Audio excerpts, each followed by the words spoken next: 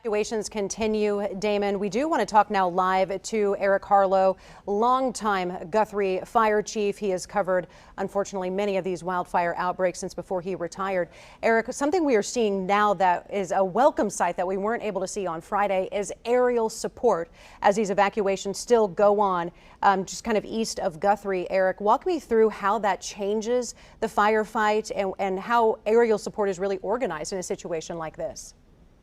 Well, the problem with Friday, the wind speeds were just far too high to safely deploy any aerial support. So, as you mentioned, it is a very much welcomed additional asset to the fight on a day like today.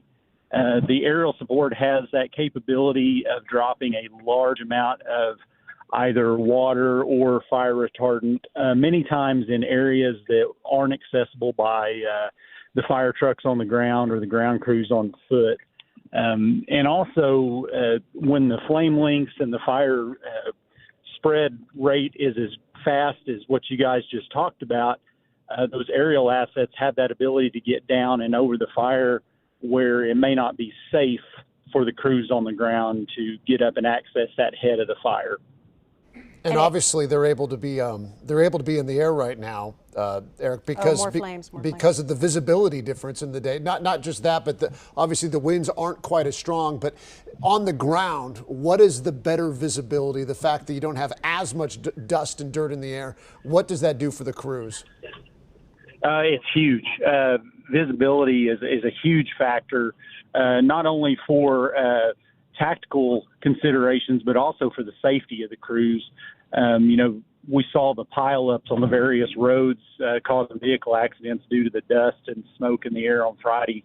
You don't have that to contend with today, and it's that one less thing you've got to worry about when you're on the ground trying to access these flames.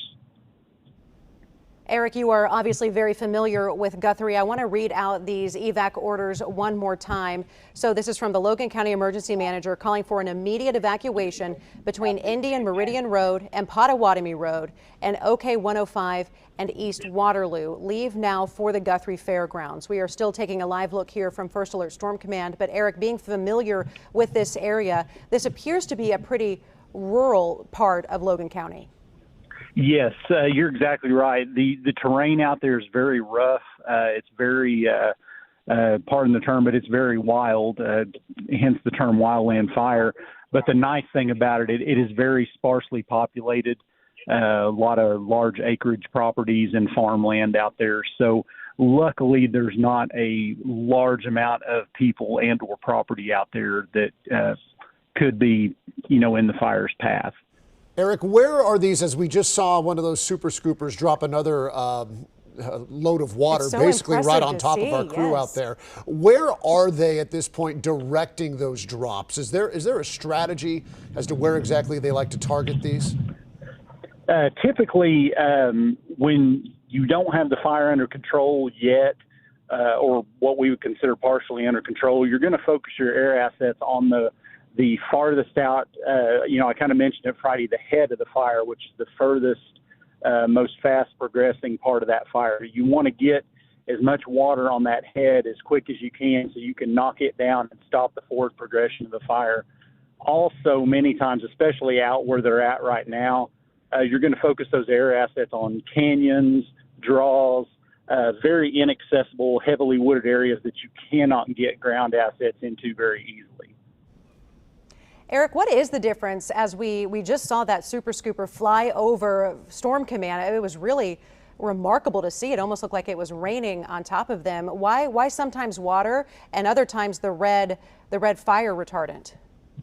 So water, obviously, if you know much about the chemical properties of the fire, the water is going to obviously turn fire to steam, put the fire out. Retardant is nothing more than kind of a preventative measure. You're going to lay a stream of retardant out ahead of the fire, and that will hopefully prevent the fire from catching that fuel load that the retardant has been sprayed on. It'll prevent it from catching on fire, where the water is going to actually go right on the fire itself and extinguish it. Well, that's so something. It kind of goes retardant. It's basically going to retard that fuel load from catching on fire.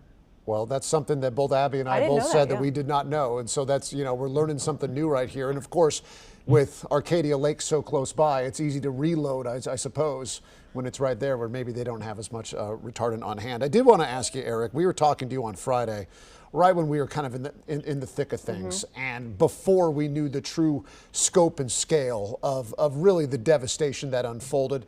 What's your reaction, and how are you looking at what happened on Friday?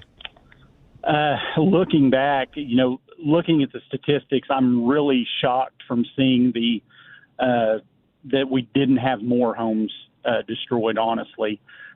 Seeing the widespread extent and number of fires that we had all across the state, I truly expected the number of homes lost to be much larger. So all I can do is give kudos to all the crews that were out, doing their job Friday. They did a remarkable job at saving the properties that they could. It's unfortunate, as you can see, that we lost as many as we did, but knowing the conditions, how bad they were, and how widespread the number of fires were literally statewide, I'm amazed we didn't lose a lot more structures than we did. Talking about the first responders and the firefighters out there, they were all hands on deck and they didn't really have anyone to relieve them and rotate them out. We're looking live at some more active flames right now, Eric. I know that you're still obviously very in tune and in touch with the community, even though you have retired. Have you talked to any firefighters you still keep in touch with, and how are they doing after a day like that? And then all through the weekend, and now seeing, oh, there goes another tree. Yeah, now they're back at it today. And they're back at it today. How are they doing? Well, if you've been in this game for any length of time at all, especially in Oklahoma, this is the time of year where things are going to ramp up. Even if we've had a fairly calmer fire season, it's that late fire season in Oklahoma that really tends to produce some of the worst fires that we've historically seen. So anybody, like I said, that's been in this field very long, you're mentally on your game.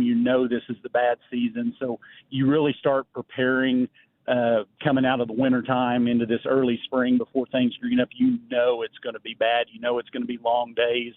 There's going to be some overtime. They're going to be adding additional crews on duty. It's mentally and physically exhausting. But I will tell you, from doing this for 25 years, I would rather be out running calls and working than sitting around. So as taxing as it is on your mental and your physical well-being, it's what you do. It's the way you're wired. Coming to work, this is what we're being paid to do. And while you may be exhausted, you just buckle down and get ready for the next call. Mm-hmm. It's part of your DNA. It's your purpose. It really is. And in your mind, the public is depending on me. This is what they pay me to do. So regardless, I've got to put everything else aside and get back on that truck and go out and protect the public. Well, Eric, you mentioned you want to be back out there taking those calls. I'm sure they would love to have we just saw a cedar tree just go up. I mean, it took 30 seconds to incinerate it. And there aren't any firefighters on it. I know they don't even try to wet those things down anymore. Just let them go. They're everywhere. Yep, they certainly are. Eric, we are always so grateful for your expertise. I learn something every time I'm talking with you. So we appreciate your insight and your time this afternoon.